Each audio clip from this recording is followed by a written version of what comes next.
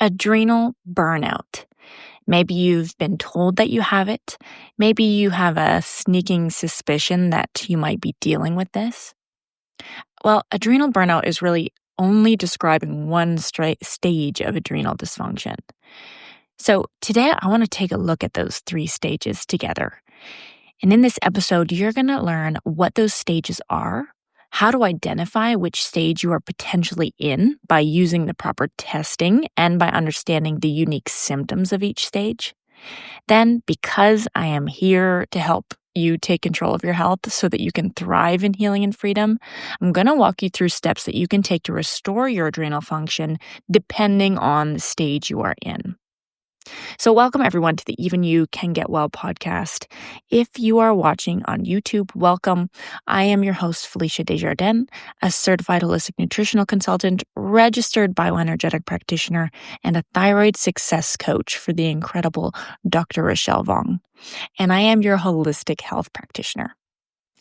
This podcast is all about taking the mystery, confusion, and corruption out of your health struggles. And I'm here to equip you with everything that you need to take back your health holistically, just like I did. So if you want to know more about how to overcome chronic illness, autoimmune disease, thyroid, or hormone imbalance, then this is your healing hub. Okay, I want you to make this podcast your own. And how you do that, all you have to do is follow me on Instagram, Even You Can Get Well, and join the Even You Can Get Well Facebook group. On both of these platforms, I give you the opportunity every week to submit questions or topic ideas that you want to know more about. So I want you to head over there to the Even You on Facebook and Even You Can Get Well on Instagram and make this podcast your own. Okay, like I said, today is the 3 stages of adrenal burnout or adrenal dysfunction, how to know what stage you are potentially in, and then what to do next. How do we heal? So let's start stage 1. This is the acute stress phase. This is, we all know this. The body encounters stress and the adrenals respond by releasing high amounts of cortisol, DHEA, and adrenaline. And I gotta be honest, it's a bit deceiving to call this stage of adrenal dysfunction, to call this a stage of adrenal dysfunction, because the acute stress response is really a normal, healthy response. But we want to watch maybe how often this is going on, because that's when this can, cause some issues. So let's talk about the physiology. What is happening inside your body in this acute stress phase? Stage 1. So first thing, cortisol is rising significantly, right? The body's trying to mobilize energy, increase blood sugar, suppress inflammation. It's trying to get you through whatever it is you're dealing with. The second thing that's going on in the body is DHEA may also be elevated to help buffer the stress. And the third thing happening inside the body is your body is shuttling energy away from digestion and into your extremities, right? You need to be able to run. You need to be able to think quick. You don't really need to be worried about digesting food right now. So what are the symptoms? And this is how we are going to break down each of these stages is what is it? What's happening inside the body in the physiology? And then what symptoms would go along with this stage? So acute stress phase, symptoms that you're looking for, you're going to feel hyper alert, right? You're going to have trouble falling asleep if it's in the evening. You're going to get that typical increased heart rate, maybe anxieties, a little bit of jitteriness. And the high energy can potentially be followed by a bit of a crash, but really in this phase, in a healthy, normal, acute response, it should be followed just by a low or a return to normal. Okay, so this is going to distinguish this between the next phase here. So you might get a little bit of a crash, but it really shouldn't be too dramatic. Now, let's hop into stage 2, and this stage is called resistance. So what's happening here? Stress is ongoing at this point. So the adrenals continue pumping out that cortisol, but at a cost. DHEA, progesterone, and testosterone often start to decline or are maybe affected because resources are diverted towards cortisol production. And did everybody catch that? We are talking about progesterone and testosterone here. These are our sex hormones, okay? So this really brings into the mix, your sex hormones. How do your adrenals affect your sex hormones? We're going to talk more in depth about that as we go and in a separate video, but important to know that that's at play here. So what's happening in the physiology? What's going on inside the body in the stage 2 resistance? And maybe this is where you're at. So listen closely. Number 1, cortisol is still elevated, but regulation starts to break down. Okay, this is really important. We often just think about cortisol as being high or low, and that's important. But here we know cortisol is elevated and chronically so. But we also have to understand that the regulation. So this is, normally our cortisol is supposed to be high in the morning, low at night. Well, now we might start to see it switch. It might start to be high at night and low in the morning. That cortisol pattern is going to be a little bit dysregulated in this stage. And we're going to talk more about how to identify that on testing later.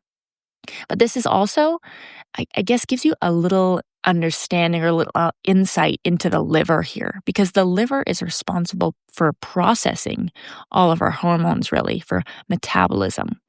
So this gives us some insight into the liver is going to be put under a little bit more pressure, a little bit more stress here, and that will be something to take into consideration. The second thing happening in the physiology is that DHEA begins to drop. We talked about that. Adrenals are pumping out DHEA as well. In that chronic resistance stage 2, adrenals can get a little tired here, so we're not pumping out as much DHEA potentially.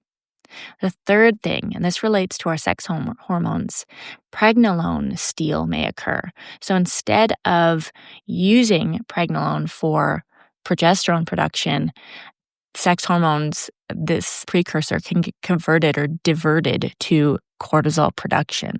Really important here, ladies, if we're talking about low progesterone, direct cortisol relation here. Okay, so one of the most helpful things you can do with low progesterone is managing your cortisol levels. The fourth thing is HCl, so this is hydrochloric acid in the stomach, and enzyme production for digestion is affected and could potentially start to be hindered a little bit or reduced.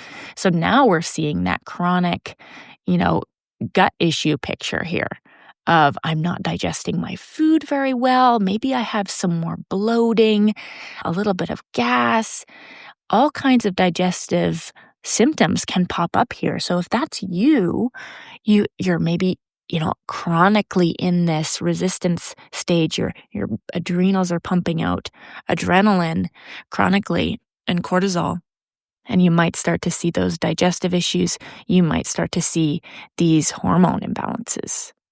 Okay, now what are the symptoms? This is going to help you understand if this is maybe you in this stage 2.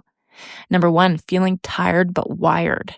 You're mostly tired, but you do get highs, and then your lows feel like crashes. So again, this distinguishes from stage 1, where when you come out of that high, you are going to crash. And there's also going to be a distinguishment here from stage 3 to understand that in this stage 2, you're still getting the highs, okay? Your adrenals are still functioning to pump out cortisol. Okay, that's going to look different when we get to stage 3. So stage 2 symptom, feeling tired but wired, mostly tired but get highs, and then your lows feel like crashes. Okay, second symptom here, difficulty staying asleep, waking refreshed, or falling asleep. And this has to do with that cortisol dysregulation, that dysregulated cortisol daily pattern. Okay, that can get a little wonky here. And so that starts to disrupt our sleep. Weight gain. This is the third symptom, especially around the midsection. So we're pumping out a lot of cortisol. This is going to start to disrupt our blood sugar.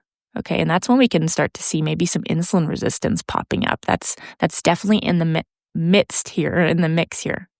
So weight gain may be something that you notice. And also, understanding that we talked about that hormone imbalance. So weight gain can be related to that, but it can also be related to the fourth symptom here, which is lowered libido. Okay. Lowered libido, menstrual or thyroid changes. Okay. Again, bringing those sex hormones into the mix. And if they start to be affected, we're going to notice changes in our libido. We're going to notice changes in our menstrual cycle or in our thyroid levels. And very important for women maybe in perimenopause here, if that progesterone drops, right, that's going to affect how your transition to menopause is going, right? That's going to cause some more symptoms to pop up. So direct correlation. Okay, the fifth symptom is frequent illness. This is, you might start to see a little bit of immune suppression, and that's a very general, broad way to describe that, we need to dive into that deeper, and we will. But just, for this sake of this video, stage 2, one of the symptoms that you could be noticing is that frequent illness or that immune suppression. Okay, stage 3. This is the burnout that almost everybody, associates adrenal dysfunction with. It's the commonly talked about. But again, this is really a little bit misunderstood because most people are actually in that stage 2 resistance. But stage 3, this is when you've been running in stage 2 potentially for years and you never did anything to address or support your stress levels, your workload, and ultimately your adrenal health. So this is when a person finds themselves in burnout, and the adrenals can't keep up with cortisol production. Both cortisol and DHEA at this point are now pretty low, and you are the person that is excessively fatigued all day long. So we're going to talk about this. Physiology, what's happening in your body in the stage 3. This is cortisol output is tanked. It is low, especially in the morning, but really all the time. And the second thing, there is no curve in your cortisol pattern, as there should be. It's a flat line. And again, this goes back to what I was talking about, distinguishing this from stage 2, right? When you're in that stage 2 resistance, you're still getting the highs and lows because your adrenals are still pumping out cortisol. But in stage 3, the adrenals are so exhausted, they're not pumping out cortisol, and you are flatlined all the time. Okay, there's really no highs for you, or if there is, they're minimal. And of course, your lows at this point are more chronic, more constant, and it's like this continuous crash, essentially. The third thing happening inside the body in the physiology is that DHEA at this point remains pretty low, right? Your adrenals, like we said, are tanked. They're not pumping out the cortisol, and they're likely not producing the DHEA that they need. The fourth thing is that thyroid hormones and likely sex hormones like testosterone and progesterone are also low because, like we said, the body is so drained from its years of managing stress and dealing with cortisol that there is no capacity left for these hormones. Resources are essentially used up. So the fifth thing here is that you are likely malnourished or nutrient deficient. Okay, like we said, resources are used up. So this also carries over into nutrients, especially things like your B vitamins or vitamin C, right? All of those nutrients that the adrenals use. These are potentially going to be very low here. The sixth thing is that hydrochloric acid and enzyme production, like we talked about in stage 2, this is likely turned right down here. And again, even more extreme in this phase, you're going to see the digestive issues, right? The bloating, the gas, the maybe constipation, that could be a thing. So looking at HCl, hydrochloric acid, and enzyme production is turned right down. So let's talk about symptoms.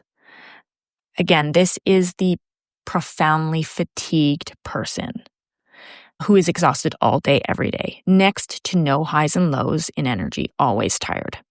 Number 2, brain fog and poor stress tolerance, of course. Number 3, low mood, depression, and apathy. Number 4, hypoglycemia or blood sugar swings, okay? Number 5, hypotension, maybe some low blood pressure, dizziness upon standing. That's very common.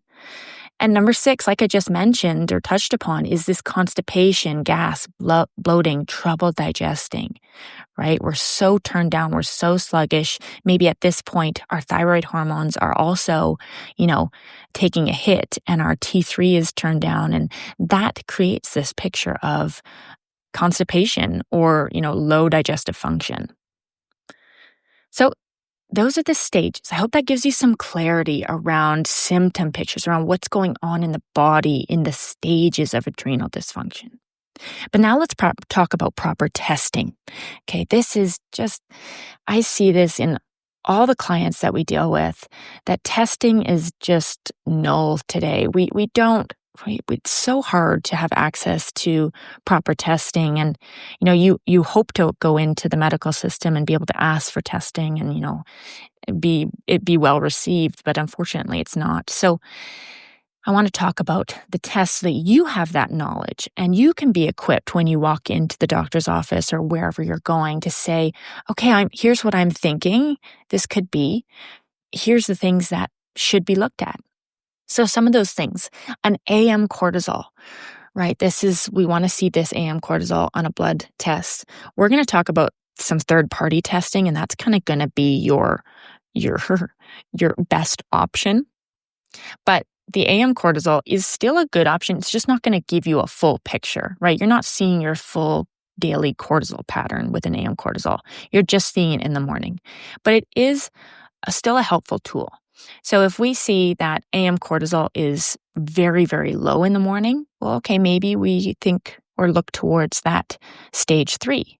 But we could still see an AM cortisol very low in the morning at stage 2 because that, like we talked about, that cortisol pattern can be dysregulated, right? Normally, we want to see that AM cortisol actually decently on the higher side because that's when AM in the morning, when your cortisol naturally should be at its highest because it's getting you ready for the day.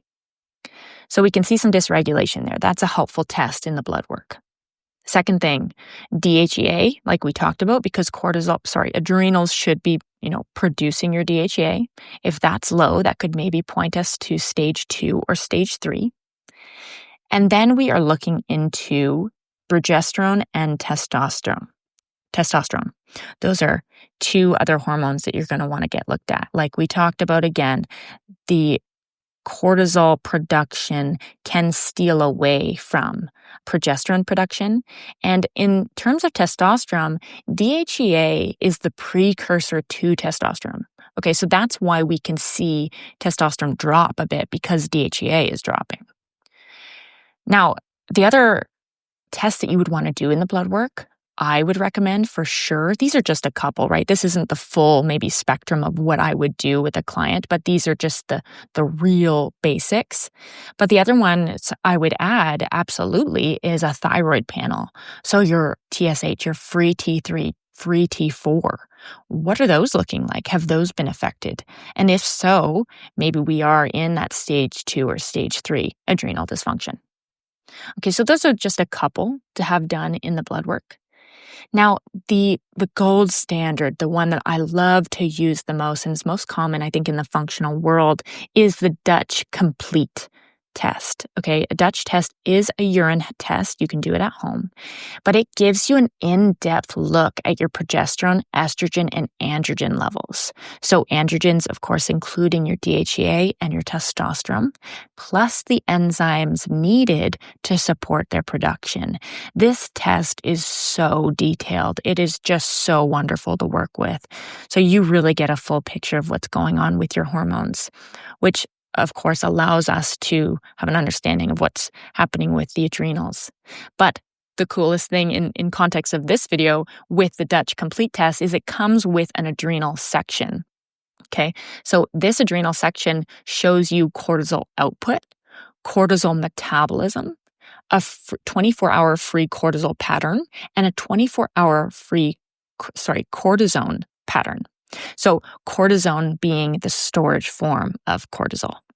Okay, so it really gives you a lot. And this is what helps you really understand which stage you're in, right? Like we said in AM cortisol on a blood work, you could be low in the morning, but in either stage 2 or stage 3.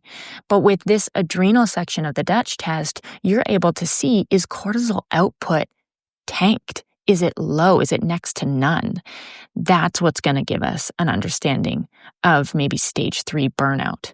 So you would expect to see cortisol output very low, and then your daily free cortisol and cortisone patterns also maybe more of a flat line or very low. In stage 2, you might see cortisol output actually normal or high, but your daily free 24-hour free cortisol pattern is going to be dysregulated. Like we talked about, might be low in the morning and high in the evening, or maybe very low in the afternoon, right? That natural cortisol curve is not going to be there. It's going to be dysregulated. So it's, like I said, an in-depth look at the cortisol output. This is the gold standard. I love to use this test. So that gives you a little bit of insight into proper testing so that, we talked about what symptoms to look for, and that's great. But really, testing is very important. And because, the person in stage 3 and the person in stage 2, those treatment approaches are going to look very different, right? I'm not going to give someone, an adrenal glandular support in stage 2. Okay, so these tests are important when you're working with the holistic practitioner, someone who's going to help you through this, or even just for yourself, right? This is about empowering you as well. So let's talk about healing adrenal dysfunction. Okay, we're going to go stage by stage here. We're going to start with the acute stress response, stage 1. Now, this acute stress is actually healthy in the right context. So instead of focusing on healing here, I want to teach you how to make acute stress work for you. So how we're going to work through this, we're going to go through each of the stages. We're going to talk about the goals of healing for that stage, the steps you can take, and potentially the tools you can use. So the goals of healing, and for this stage, I'm actually going to say the goals of optimizing is 1, reduce the load on your adrenals by calming the stress response. And 2, reduce cortisol and adrenaline via lifestyle, nutrition, and supplementation. Okay, so some of the steps that you can take. Number 1, this is such a cool one. I love talking about this. This is make stress work for you. And what I mean by this is that studies show that when we start to change our view about acute stress from harmful to helpful, our physiology actually changes its response. So instead of responding in a way that may harm our body or stress it out, it responds in the same way it does when you experience joy. So one of the most powerful things you can do is to change your mind about stress and turn it into a positive experience that serves you. So every time you feel your heart rate and stress levels rising, I want you to say these 3 things out loud. And you can write these down right now or come back to this and re-listen. But jot these down. Number 1, my stress is harnessing energy for me. It's allowing me to focus and perform at my best. Number 2, my stress is teaching my brain how to cope with difficult situations. It is making me more resilient. Number 3, my stress is encouraging me to seek help and support. It is helping me foster relationships and community. If you can practice this, you can quite literally make acute stress your friend. You can make it work for you. So I'm going to challenge you to do those, to say those 3 things out loud the next time you're going through a stressful situation. It really is impactful, but you got to do it long term. So make that a habit. Number 2, steps you can take. Dealing with traumas and triggers. So are there things that set you off all the time? And why? Dig into the why. Uncover the trauma hidden behind your trigger so that you can be set free from that overproduction or overproductive acute stress response around that trigger or topic. Right? If that thing continues to trigger you, you continue to put your body through unnecessary stress responses all the time. So let's start to reduce those. Now, some tools you can use. Number one, prayer and mindfulness. I'm going to just stick to the prayer. Make prayer a part of your daily routine. Minimal, just start 5 minutes in the morning, 5 minutes in the evening. Do this for 1 month, every day, and you will see your stress response change and your cortisol go down. Number two is exercise. This is a really great way to work out that stress response and process some of that cortisol. Number three, adaptogens and nervines. These herbs help regulate the HPA axis or the stress response and can help lower cortisol levels systemically. So they also calm and support healthy nervous system regulation, meaning they make you a bit more resilient and improve your stress adaptation. So these are things like ashwagandha. That's a really common one, especially in supplement form. L-theanine has also become really popular, and it's a useful tool to help calm a racing mind. Okay, so if you're that person in the evening maybe who has a racing mind, L-theanine is a great tool. Inositol is also a fantastic tool, especially if used for that anxious cortisol picture. So if you're someone who has a little bit of anxiety, inositol used a couple of times a day, you can actually use it for the acute, maybe anxiety attack or anxious cortisol pattern. And you just take a scoop of that, hold it under your tongue for about 30 seconds. And then the fourth is just some general herbs. So herbs to use in tea form daily. These, if you use or rotate through these daily, it will help with nervous system regulation, stress response, and lowering cortisol. Some of those include holy basil, chamomile, passion flower, and hops. Okay, those are just a couple. But yeah, really simple to bring those in. I love to suggest to people, create a nighttime routine with an adaptogen or herbal tea that is a nervine that is going to support the stress response. So stage 2.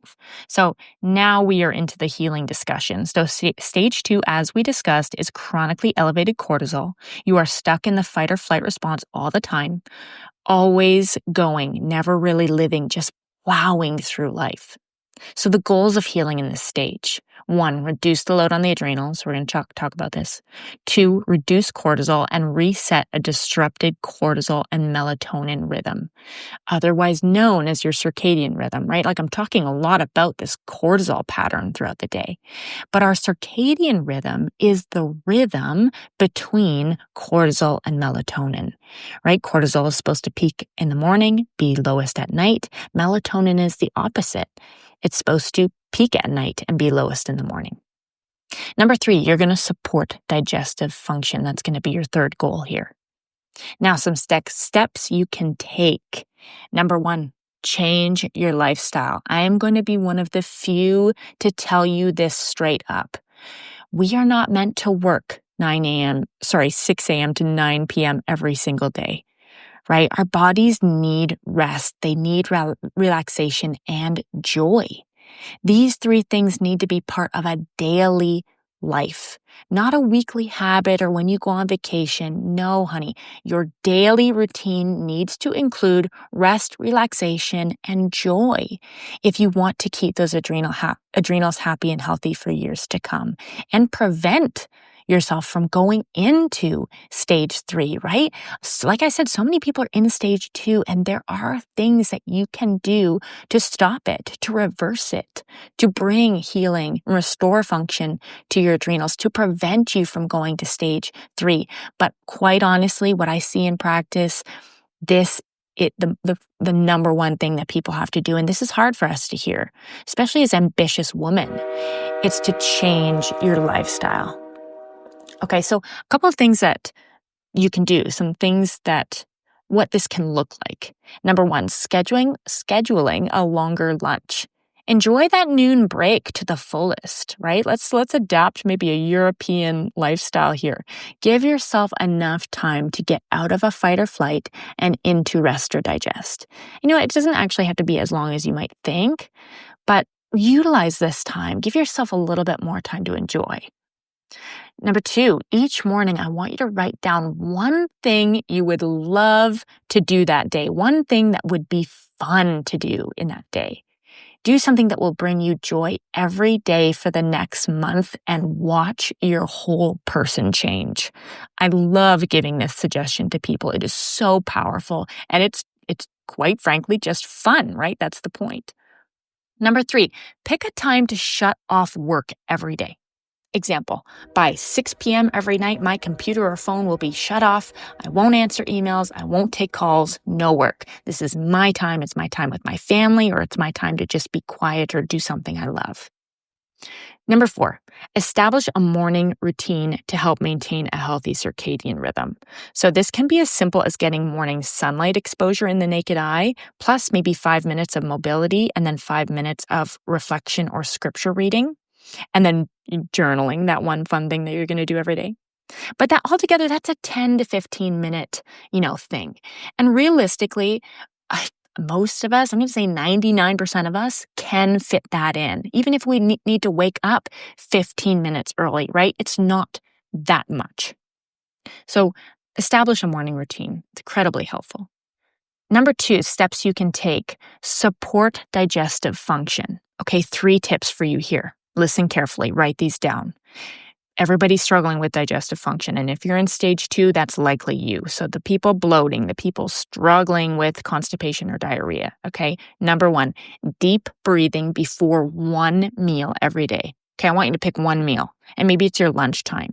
I want you to spend 2 to 3 minutes deep breathing, focusing on that deep breath work, okay? This, like I said, 2 to 3 minutes. Put some music on in the background. Put a prayer app on in the background while you do this. That 2-3 minutes will fly by. And as you listen to that prayer, as you breathe in and out, you'll feel your nervous system switch from fight or flight and to rest and digest. Now you're prepared to eat and digest your food. Okay, number 2, 1 teaspoon to 1 tablespoon of apple cider vinegar 10 minutes before breakfast and dinner. Powerful tool. Number 3, this is so underrated. I think everybody kind of shoves this off when I say it to them, but such a powerful tool, proper chewing. Chew each bite of food 30 times. Every bite. That's hard. It will take time to make this a habit, but it will change the way that you digest your food. Okay, stage 3. Burnout. This is the adrenal burnout, the adrenal fatigue as we all know it. So if you are in burnout, there is going to need to be a time of complete rest. Okay, so your body needs sleep and all pressure should be taken off the adrenals at the start of your healing phase. Then when you start to feel a couple glimmers of energy, then you can start taking some different steps, and some of the steps that I'm going to talk about here. But there, like I said, there's likely going to need to be a time of complete rest. But the goals of healing in this stage 3 burnout, number 1, we're trying to rebuild the adrenal glands, okay? We're trying to help them promote healthy cortisol production again. That's totally different from our approach and our goals in stage 2, right? We're trying to lower cortisol in stage 2. In stage 3, we're actually trying to support the function of the adrenals and bringing cortisol back up again.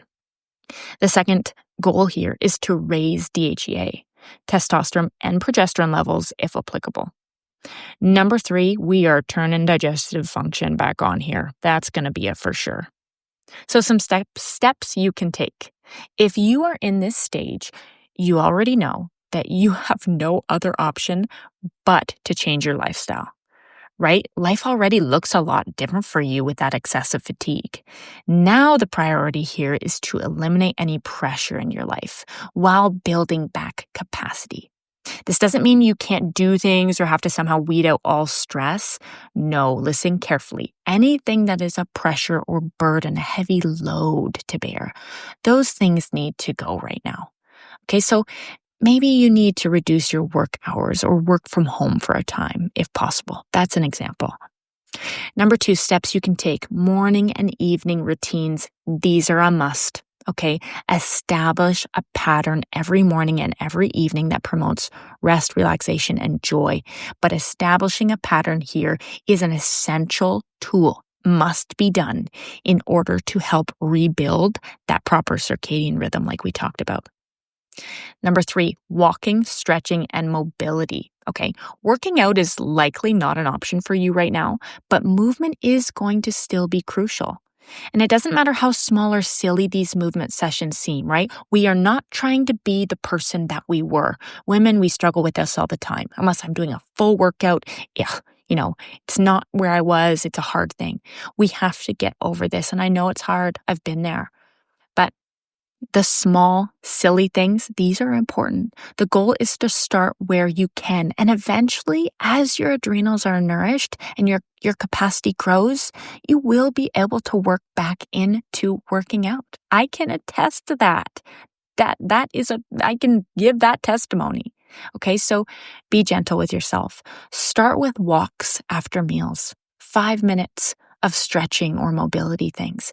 If you can just stay on the floor and move your hips around, okay, great. If you can just walk up and down your driveway after dinner, fine, that's a great start. Number 4, steps you can take, nutrition. Processed sugar and caffeine are an absolute no right now. Okay, we're going to have to get tough in this phase. Your priority is whole, nourishing foods that will start to repair and rebuild the adrenals, right? You need nourishment here. You got to re-nourish those nutrient deficiencies and support hormone production. So focus on high protein, especially for that hormone production. You need protein, you need amino acids to build your hormones. But you still need a balance of healthy carbs and fats, okay? So fasting and strict, maybe keto diets are likely not going to be helpful for you right now, especially women. Men might do okay with some level of fasting, but women, as you're trying to rebuild those adrenals, rebuild that hormone picture, you need protein, you need carbohydrates, you need the 3 consistent meals a day. Okay, so some tools you can use in this stage 3 burnout. Number 1, full spectrum digestive supplement. Okay, it should contain hydrochloric acid, ox bile, and enzymes to support all aspects of digestion. And they should be taken 10 minutes before breakfast and dinner, okay, at a minimum. A couple specific brands here. The Now Super Enzymes are good, and the Designs for Health Digestimes. Those are 2 options that I usually give to people.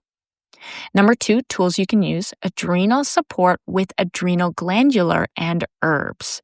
Okay, this is what I talked about. The glandular is actually bovine adrenal gland, right? That's actually in the supplement. That glandular helps rebuild the gland back up. And the herbs support adrenal vitality and function. Okay, so you're going to want something that includes both. AOR Ortho Adapt, it's a Canadian brand. That's a great option. So AOR Ortho Adapt. The third tool is EMP, so Empower Plus by True Hope. It is one of the only multivitamins I suggest because of its unique formulation. This product can help reestablish nutrition and correct those nutrient deficiencies. So you can't take them alongside other B vitamins. So it might not necessarily be your starting point. You might want to use those B vitamins at the beginning, but when you're getting into the re-nourishing phase, trying to correct those nutrient deficiencies, no more powerful tool than the Empower Plus by True Hope. Okay, so this has been our conversation around adrenal dysfunction. I hope it gave you some awesome tools and really empowered you in this. Like we said, there's so much conversation about adrenal dysfunction today, and it gets a little bit confusing. So understanding the 3 stages is really important. Understanding the symptoms of each, understanding how to optimize your stress response and how to keep it from moving into stage 3, how to keep yourself, make those corrections now so that you don't go into stage 3. Very important, okay? So I know some of this is hard information, but this is the real stuff. This is the stuff that we as women need to know. And again, I hope you enjoyed that holistic conversation. I want everybody to, as we go through this podcast, I'm going to keep nailing this point in, right? When we're talking about one organ system, adrenal dysfunction, let's say we've been diagnosed with that, we can't just look at it as an adrenal issue. We have to understand how that adrenal dysfunction, depending on the stage, is affecting our hormones, is affecting our our thyroid hormones, our sex hormones, how it's affecting our digestive function, how that impacts our brain health, how that impacts our immune response, right? It carries over. We are never just looking at one organ system. That is the number one mistake that people make. So I want you to be equipped. Ladies, this is so important that we can understand, okay, maybe I have that adrenal dysfunction picture, but how do I approach my health in the whole body? How do I support the thyroid, the hormones, the digestion? How do I balance all of those, right? We can't just address adrenals. So this is a great episode 2, I believe this will be. I'm excited for our next one. We are going to dive into this topic a little bit deeper, especially what I just talked about, that thyroid and ovarian, or the sex hormones. So in our next episode, we are going to look at the OAT axis. So that is the ovarian, adrenal, thyroid axis. How do those three work together? Really important. Women, if you're going through perimenopause, if you're experiencing menstrual issues, if you're experiencing thyroid issues, constipation, low energy, if you're experiencing, you think, adrenal fatigue, these are all related. So we're going to talk about that. We're going to talk about more how to address them. So I encourage you again, join in the conversation. Go over to the Even You Can Get Well Facebook and the Even You Can Get Well Instagram page. Hop into the group that I've made. This is a brand new group. I'm going to be posting an adrenal dysfunction worksheet that we talked about today. It's going to be in there. So the healing adrenal dysfunction, stage by stage, I have a worksheet for you. I'm going to pop it in there. You're going to have access to that when you join the group. So head over there, join the group, join in the conversation, and keep an eye out for those once a week where I'm going to take a poll of what questions do you have? What topics do you want to hear? Okay, so thanks so much for joining me. Can't wait to chat with you next time. And blessings in your week, ladies. Remember that even you can get well. Okay, bye everyone.